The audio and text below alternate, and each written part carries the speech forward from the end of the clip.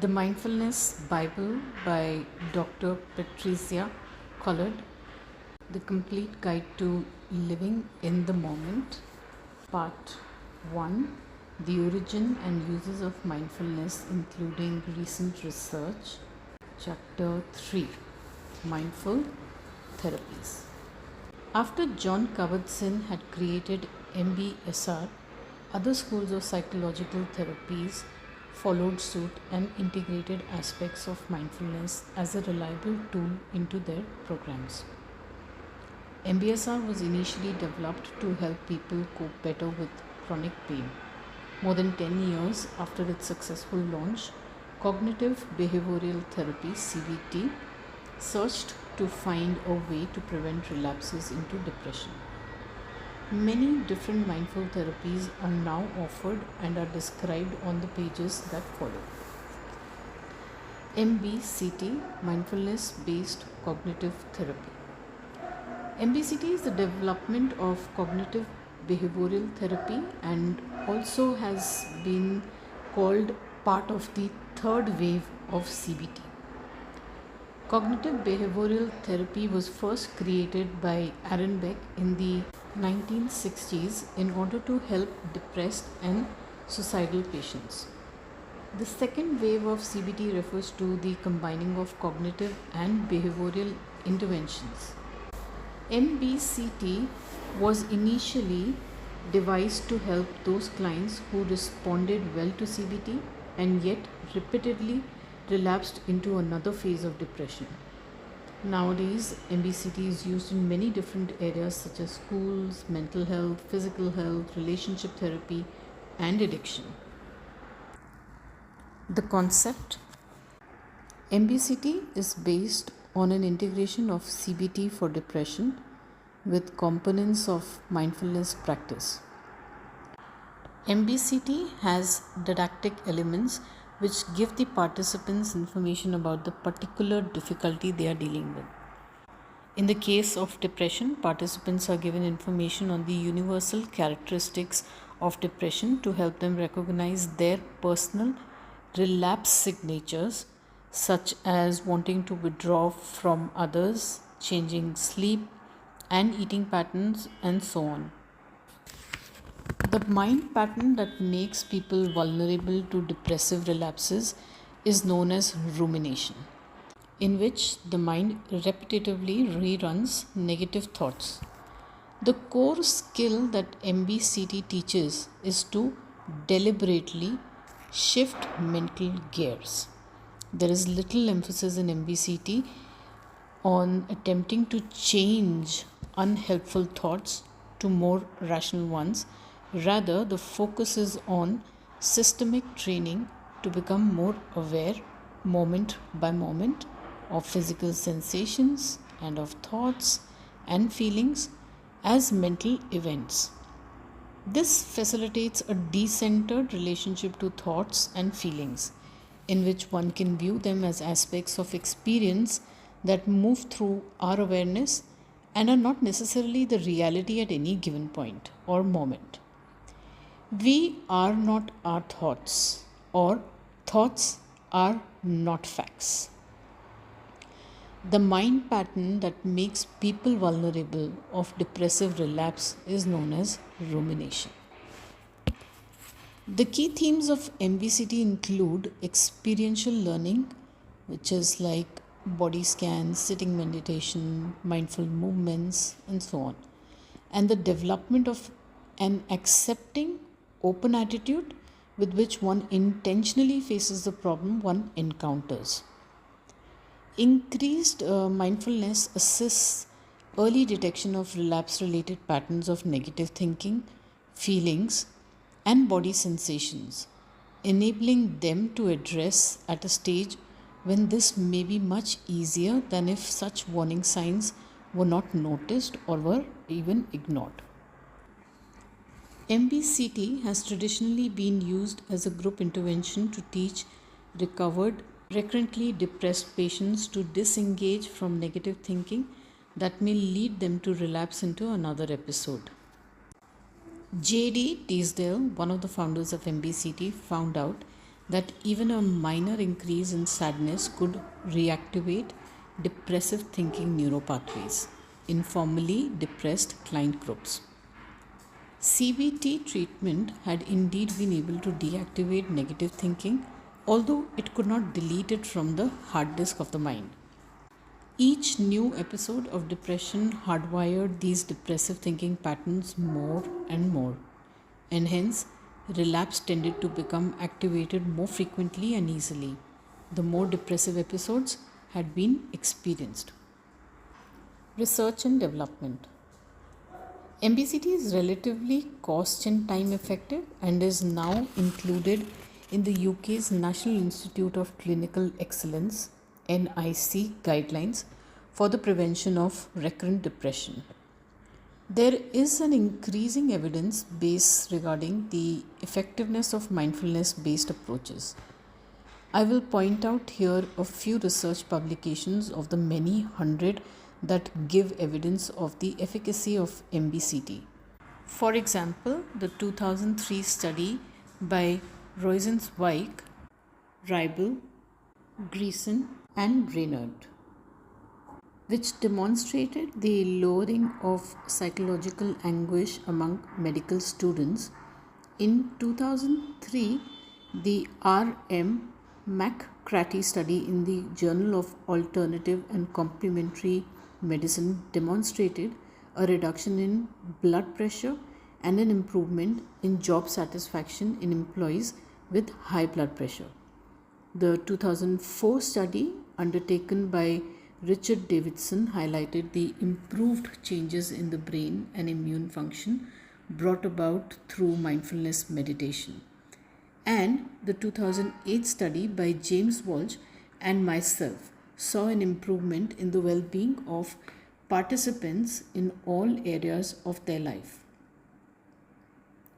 The Oxford Mindfulness Centre is a UK-based charity working with partners around the world to prevent depression and enhance human potential through the use of MBCT. It supports an international centre of excellence with Oxford University for research into the effectiveness of mindfulness and the development of mindfulness programs for therapy. MBCT has also been expanded to other treatment areas, as seen in the research into chronic fatigue by Christina Surrey, into eating disorders by Jill Roberts, and into patients who recurrently become suicidal as well as depressed by Mark Williams. There is an increasing evidence base regarding the effectiveness of mindfulness based approaches. MBCT was developed as a prevention tool and was initially researched through a 3-site randomized controlled trial, also known as RCT, by Williams, Teasdale, and Siegel. In a multi-center RCT conducted in Toronto, Cambridge, and Bangor, 145 participants were allocated to receive either treatment as usual or, in addition to treatment as usual, 8 classes of MBCT. All the participants in the study had no symptoms of depression for at least 3 months and were off antidepressant medication when they entered the trial. They were known to be vulnerable to future depression though, because they had all had at least 2 episodes previously that met the criteria for major depression. The sample was arranged on entry by the number of previous episodes. The participants were followed up for 12 months after the 8-week program. The results showed that the MBCT helped those who were the most severe cases and substantially reduced the risk of relapse in those who had had 3 or more previous episodes of depression. The effects of depression. The story of Jeanette Winterson. Anybody who has ever tried to explain the phenomena of depression is inevitably referring to their depression. However, a certain mood and mind state are often mentioned that call up the image of someone curling up in the back of the cave in darkness and waiting in limbo until something happens. and initially there seems to be no light at the end of the tunnel. One vivid and insightful description of depression was given by the writer Jeanette Winterson, who described in a documentary how she was totally unprepared for it. Born in 1959 and was brought up by a fanatical Christian couple, she endured harsh punishments, including having the Old Testament read to her over and over again and repeatedly being thrown out of the house and having to spend long, dark, freezing hours sitting on the front step of the house in which her adoptive family lived. Nevertheless, she was able to escape into her mind and tell herself stories to avoid going mad. In general, she had the ability to win against the odds. She was thrown out by her adoptive mother at the age of 16, applied to Oxford University, and graduated as one of the first working class girls to read English literature. She coped with never being visited by remembering the stories that had helped her survive her childhood. They now served as material to enable her to write her own novels. She says about herself, "I always found the luminous part of life and great joy even when it was tough." In 2007, however, when a long-term relationship ended unexpectedly, she was suddenly thrown into an abyss of despair. Even enduring a brutal childhood, living in a car at the age of 16 for several months, and being without support at university had never managed to uproot her in such a devastating way. Her depression felt to her like a physical blow to the stomach, chest, and knees. At this time of need, language, her God, deserted her and left her in an abandoned place. She speaks about how difficult it is even to begin describing what she was going through then. Her mind was in agony. She would often curl up and wait for the pain to pass.